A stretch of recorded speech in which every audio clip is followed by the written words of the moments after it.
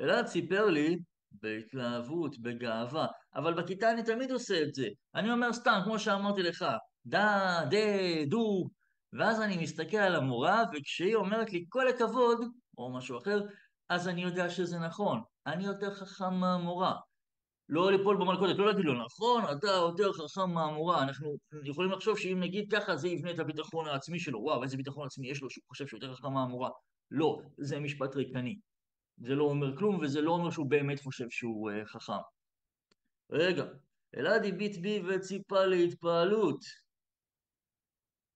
לא להתפעל סתם. רגע. לא להתפעל סתם, לקדם את הילד. מה אני אמרתי לאלעד? עכשיו, לא אמרתי לו את זה ככה כרשימה כזאת, אלא בשיח שלי איתו, אלה הדברים שאני אמרתי, לא בהכרח בסדר הזה. מי יותר חכם ממי? לא יודע, מה זה חשוב? שימו לב, אם אני יגיד, וואו, אתה באמת הרבה יותר חכם, איזה חכם אתה, כל הכבוד לך, אני מנמיך את עצמי. אם אני כדמות סמכותית, אם אני בתור דמות שהילד נושא אליה את עיניו, לא משבח את עצמי פה, כן, ככה אנחנו צריכים להיות כהורים, ככה אנחנו צריכים להיות כמורים. אם אני מנמיך את עצמי, זה לא אומר שאני לא יכול לצחוק ולהשתתות במידה כשצריך, אפשר, אבל אני לא אנמיך את עצמי. אם אני מנמיך את עצמי ואומר משהו שהוא טיפשי, משהו טיפשי, שימו לב, להבדיל מלהשתתות, אם אני משתתף ואומר דברים בהומור או מצחיקים, אז יודעים שאני עושה את זה בשביל להצחיק, וזה בסדר, זה בסדר במידה, חשוב מאוד שמי שבאמת יודע לעשות את זה, שיעשה את זה, מי שלא מתאים לו לעשות את זה, שלא יעשה את זה. ואז יודעים שאמרתי את זה בשביל הצחוק, ויודעים שבמצב אחר אני רציני. אבל אם בתוך השיח הרציני שלי עם הילד, אני אומר דברים שהם טיפשיים, שהם חסרי תוחלת, שדברים שהילד יודע שהם לא באמת נכונים, אז אני מנמיך את עצמי.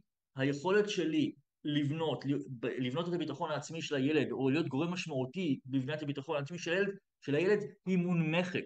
ואז גם אם אני אעשה דברים נכונים שבאמת בונים את הביטחון העצמי, השפעתם תהיה קטנה יותר, אולי אפילו לא קיימת.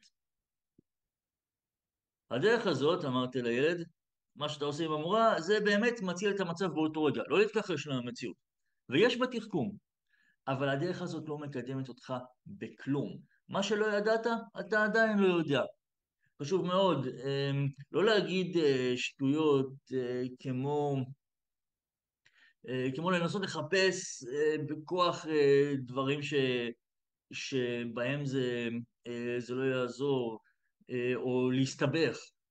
כן, אבל תחשוב שאתה באיזה מקום עבודה ואתה צריך לעשות משהו, ואז שואלים אותך, ואז אתה לא תדע, כי לדברים כאלה הילד ימצא פתרונות, בטח היום עם הטכנולוגיה. אז אני אשאל את סירי, אני אשאל את גוגל, אני אשאל את צ'אט GPT.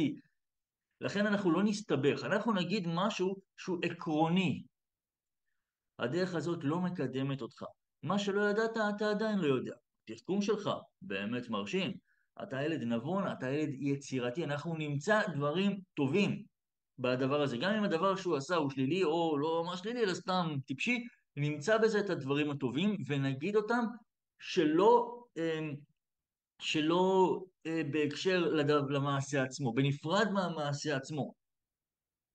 תחכום, תבונה, יצירתיות, אלה תכונות שיכולות לעזור לך להצליח באמת. לא סתם יש פה המילה באמת כמה פעמים, זה מאוד מאוד חשוב כי יש משהו שהוא לא באמת, שזה ההצלחה כביכול הרגעית שלו עם המורה והתחושה שאני יותר חכם ממנה, ויש הדברים שהם באמת, שזה לטווח היותר רחוק, שזה מבטא באמת את התחכום והיצירתיות של הילד ואת ההצלחה שלו. אם אתה לא יודע משהו, תגיד שאתה לא יודע. כלומר, יש מצב שהילד לא יודע מה לעשות איתו, שזה כשהוא עם המורה והוא צריך לקרוא והוא לא זוכר את הצליל שאמור להיות לאות, ואז הוא אומר סתם, זו הדרך שלו להגיד סתם, בי, בו, בו. אז אני מציע לו דרך אחרת. אם אתה לא יודע משהו, תגיד שאתה לא יודע. פתאום אני חושב שבדרך שאמרתי יש איזו בעיה. אם מביך אותך להגיד, אולי יש שם עוד ילדים, סך הכל אולי הילד נמצא בהוראה מתקנת לא לבד, לא באופן פרטני, ויש עוד שני ילדים שם והם לא באותה רמת קריאה שלו. אז יכול להיות שזה מביך אותו. מביך אותך להגיד, אני אדבר עם המורה שיהיה לכם סימן מוסכם. זה פתרון שאני הצעתי, ואז אני אמרתי לו, המורה תעזור לך, אולי כמו שאני, אולי בדרך אחרת.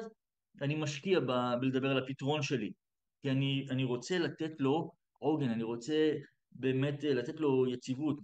הביטחון העצמי שלו נבנה גם מתוך זה שיש לו תמיכה. חשוב, יש לו תמיכה, הוא לא לבד. למדנו בהדרכה יישומית להגיד לילד אתה לא לבד, אז פה אני מראה לו שהוא לא לבד. אבל רגע, מה אם אין לי פתרון להציע לו?